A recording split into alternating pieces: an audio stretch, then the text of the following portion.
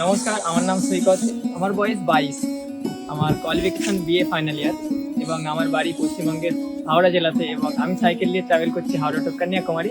এবং আমার এই সাইকেল যাত্রার মধ্যে যেটা মেন ডেস্টিনেশন সেটা হচ্ছে ইসা টেম্পল, আর যেটা হচ্ছে কোয়েম্বাটুর তামিলনাড়ুতে।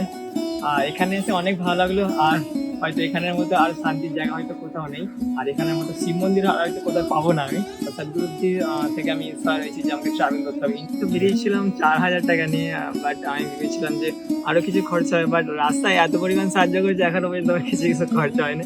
রাস্তায় যেন জলের প্রয়োজন হলো, আমি কোথাও যে 10 কিলোমিটার অব্দি জল পেলাম না, বাট কেউ না কেউ এসে আমাকে কেউ না জল দিয়ে চলে গেল, বা কোথাও খাবার পেলাম না, কেউ না কেউ এসে আমায় খাবার দিয়ে চলে গেল।